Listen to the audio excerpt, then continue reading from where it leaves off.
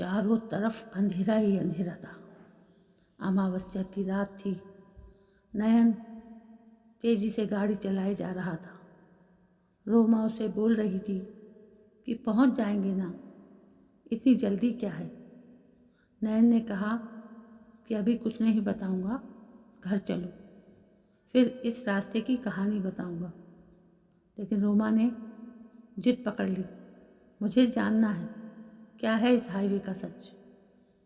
नयन ने रोमा को कहा कि बस इतना जान लो कि इस रास्ते में जो दिखता है वो सच नहीं, एक छलावा होता है। इसलिए हमें ध्यान देना है कि कोई भी कितना भी ज़रूरतमंद क्यों ना हो, हम कार से नहीं उतरेंगे। ठीक है नयन। तभी अचानक गाड़ी के सामने बदहवास सी एक लड़की टकराई। गाड़ी के शीशे पर हाथ दिखाने लगी। उसकी हालत बहुत ख़राब लग रही थी और उसके कपड़े भी फटे हुए थे। नयन ने रोमा को कहा, ये हमारी आंखों का धोखा है, तुम ध्यान मत दो। रोमा गुस्से में बोली, ये लड़की मुसीबत में है, तुम कैसी बातें कर रही हो। मैं सही बोल रहा हूँ, ये लड़की हमारी आंखों का धोखा है। तुम बात को समझो, हम अगर गाड़ी से उतर गए तो हमारी जान को खतरा है। मैंने इस जगह के बारे में दादी से बहुत सी कहानियाँ सुनी हैं। नयन ने रोमा को समझाते हुए कहा, वो सब मुझे नहीं सुनना।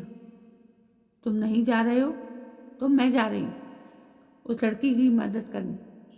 गुस्से में बोलती हुई रोमा गाड़ी से उतर गई।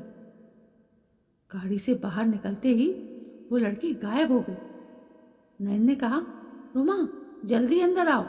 लेकिन तब तक रोमा को किसी ने दूर धकेल दिया। आगे देखा तो वो लड़की हंस रही थी। रोमा उठ नहीं पा रही थी।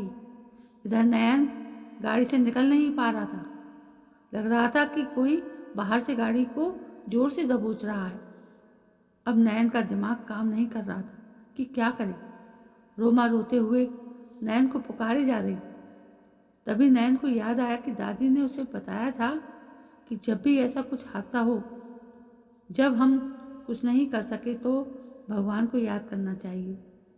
उसने तुरंत अपना फ़ोन निकाला और महामृत्युंजय मंत्र लगा दिया। फिर भगवान को याद करके जोर से गाड़ी की डोर पर धक्का दिया। उसे लगा कि जैसे दादी उसके पास खड़ी है।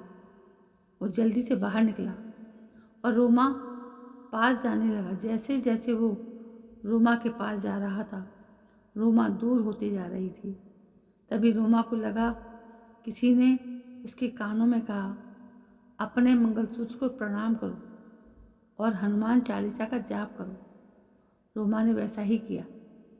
अब वो धीरे धीरे नयन के पास जा रही थी। दोनों एक दूसरे के पास पहुँचे।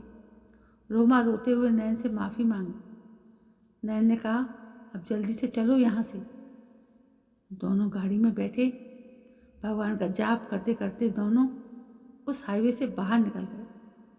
नयन ने पीछे देखा तो दादी खड़ी मुस्कुरा रही थी, यानी उसकी दादी जो दिवंगत थी। उन्होंने आके उन दोनों बच्चों को बचा लिया।